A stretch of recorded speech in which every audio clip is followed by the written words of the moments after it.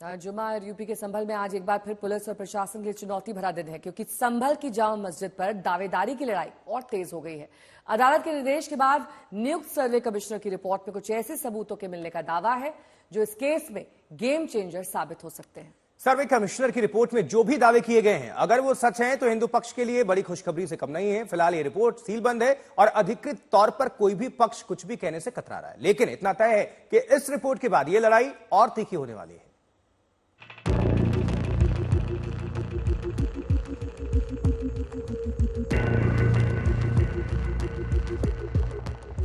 संभल की जमीन रोजाना राज उगल रही है, रोजाना रहस्यों का उद्घाटन हो रहा है, रोजाना विवादों की फहरिस्त लंबी हो रही है। संभल की शाही मस्जिद की जगह क्या कभी मंदिर था? क्या मंदिर पर मस्जिद बनाई गई? अब इस सवाल को लेकर भी कुछ राज फूटे हैं। सानिया कोर्ट के आदेश से शाही मस्जिद का सर्वे हुआ।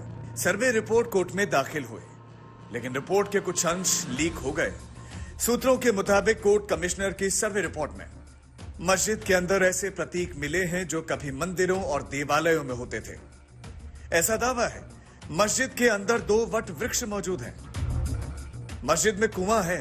कुएं का आधा हिस्सा परिसर के अंदर है, आधा हिस्सा बाहर है। कुएं के बाहर वाले हिस्से को ढक दिया गया है। मस्जिद के अंदर कमल की आकृति मिली है। मस्जिद के गुंबद के हिस्से को सपाट कर दिया गया है। पुराने निर्माण में कुछ बदलाव किए गए हैं, यानी नया निर्माण मस्जिद के अंदर किया गया है। मस्जिद के दरवाजों, झरोखों और अलंकृत दीवारों पर प्लास्टर लगाकर पेंट किया गया है। आज हमारे द्वारा रिपोर्ट सबमिट कर दी गई है। इसमें हमने 2 शिफ्टों में सर्वे किया था। फर्स्ट सर्वे हमारा 19 नवंबर को हुआ था, सेकेंड सर्वे 24 को हुआ था। दोनों लगभग करीब 5-5.5 घंटे की हमारी वीडियोग्राफी थी। तमाम फोटोग्राफी की हमने की थी। रिपोर्ट के साथ सब फोटोग्राफी हमने सबमिट की है और जो भी हर एक एंगल, हर एक डायरेक्शन से सब फोटोग्राफी की गई थी। वादी प्रतिवादी दोनों उपस्थित थे।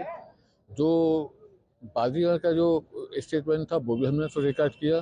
जो प्रतिवादी का ऑब्जेक्शन था वो भी उसको रिकॉर्ड किया। लगभग नियर अबाउट हमने 43 पेज की ये रिपोर्ट सबमिट की है। संभल में बहुत कुछ दिलचस्प हो रहा है।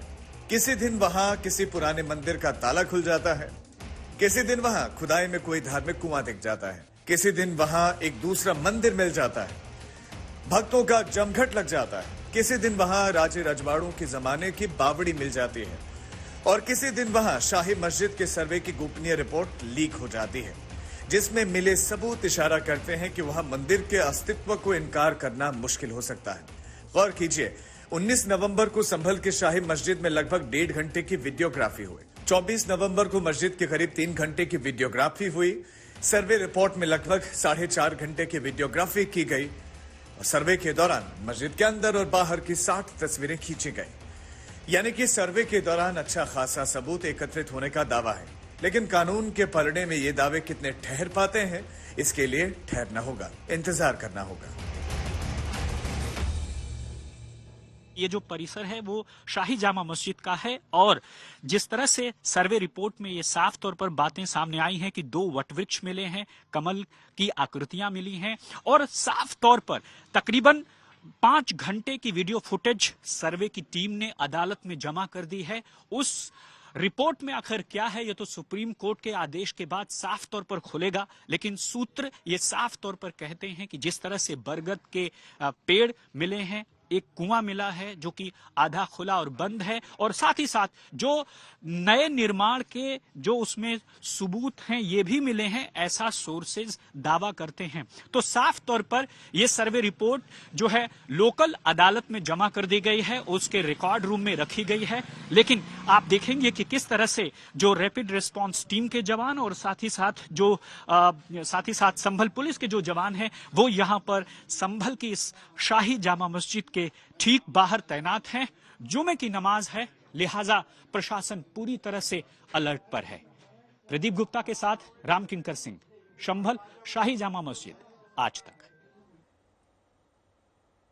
रामकिंकर सिंह मेरे सहयोगी जुड़ गए हैं तमाम जानकारी के साथ। कुमार अभिषेक भी हमारे साथ जुड़ गए हैं, लेकिन सबसे पहले रामकिंकर आपका रुख करते हुए, क्योंकि संभल में हर शुक्रवार ये देखा जाता है सुरक्षा व्यवस्था बढ़ा दी जाती है, सर्वे रिपोर्ट आती है, उसके बाद माहौल और गर्मा जाता है। अब वहां पर आप क्या हालात देख पा रहे हैं, आज की ताजा स्थिति? देखिए, बीते दिनों में जब दूसरा सर्वे हुआ था उसके बाद जैसे हिंसा बढ़ी थी उसके बाद से तो प्रशासन बहुत चौकस है तभी से।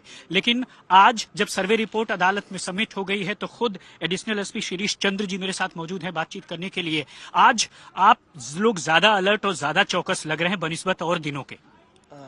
संभल जामा मस्जिद के निकट क्योंकि जुमे की नमाज अदा होनी है और पूर्व की भांति यहाँ फोर्स काफ़ी डिप्लॉयड की जाती रही है और प्रकरण की संवेदनशीलता को दृष्टि रखते हुए बाकी दिनों की अपेक्षा अन्य फोर्स भी डिप्लॉयड की गई है। त्रिस्तरीय सुरक्षा व्यवस्था, सीसीटीवी इत्यादि के माध्यम से हम लोग स्थिति पर नजर रखे हैं। सकुशल नमाज संपन्न कराई जाएगी। कोई इंटेल है आपके पास, कोई आंतरिक ऐसी खबर या इंटेलिजेंस के हवाले से कोई ऐसी खबर? अन्यथा कोई खबर नहीं है, बस प्रकरण की संवेदनशीलता को दृष्टि रखते हुए ये व्यवस्थाएं की गई। तो आपने देखा कि किस तरह से खुद एडिशनल एसपी महोदय कह रहे हैं कि प्रकरण काफी संवेदनशील है और यही वजह है कि यहाँ पर आप देखेंगे कि जहां पर आपकी नजर जाएगी वहां पर पुलिस के जवान मौजूद हैं, चाहे रैपिड रिस्पांस टीम हो, पीएसी के जवान हो और संभल पुलिस थाने के लोग हों, वह इस शाही मस्जिद जो कि विवादित स्थल है इसके बाहर मौजूद हैं। तो साफ तौर पर ये जो रिपोर्ट आई है उस रिपोर्ट में किसको खुशी मिली या किसको दुख हुआ ये तो बात की बात है, क्योंकि सुप्रीम ठीक है रामकिंकर, जुड़े रहिएगा, बने रहिएगा। दोबारा आपका रुख करते हैं, कुमार अभिषेक का रुख कर लेते हैं जो प्रयागराज में मौजूद हैं। अभिषेक, इस सर्वे रिपोर्ट को लेकर लखनऊ से लेकर प्रयागराज तक क्या हलचल है? क्या कह रहा है हिंदू पक्ष और क्या कहता है मुस्लिम पक्ष? किसको कितनी उम्मीद है? देखिए, निश्चित तौर पर ये जो एडवोकेट कमिश्नर की रिपोर्ट जमा की गई है ये बेहद बेहद अहम है। मुख्यमंत्री योगी आदित्यनाथ ने कुछ दिन पहले जो एक बयान दिया था उसमें उन्होंने संभल का जिक्र किया था, काशी, मथुरा और अयोध्या के साथ साथ। यानी कि संभल, अब आप इस बात को समझ लीजिए कि सिर्फ जो हिंदू संगठन है या फिर उससे जुड़े हुए संगठन है उसके लिए ही अहम नहीं है बल्कि सरकार की नजरों में भी है। और जिस तरीके की ये रिपोर्ट सबमिट हुई है और जब लीक हुई है उससे जो चीजें निकल करके आ रही हैं ये इस ओर इशारा कर रही हैं कि इस मामले पर कम से कम आगे बढ़ता हुआ मामला दिख रहा है। क्या इसके बाद दोबारा से कोई एएसआई सर्वे होगा? क्योंकि हम लोगों ने याद करिए कि वाराणसी में भी जो ज्ञानवापी का पहले एडवोकेट कमिश्नर का सर्वे हुआ उसके बाद एएसआई की मांग हुई है। तो क्या ये आगे बढ़ता जाएगा? जिस तरीके की रिपोर्ट्स निकल करके आई हैं, लीक हो रही हैं, वो निश्चित तौर पर ये दिखा रहा है कि ये मुद्दा कम से कम थमने वाला नहीं है, ये आगे बढ़ेगा। सरकार के अलावा अगर विपक्ष की बात करें तो विपक्ष इस मुद्दे को बिल्कुल उसका मानना है कि इस पे ज्यादा आगे नहीं बढ़ना चाहिए। ये ऐसा मामला नहीं है जिस पर कि जिससे कि आगे जाना चाहिए। जो मुस्लिम पक्ष है वो कहता है कि ये कतई कभी मंदिर नहीं था, ठीक है, बहुत बहुत इसलिए इस शुक्रिया मुद्दे तमाम को आगे जानकारी के नहीं लिए बढ़ आपका।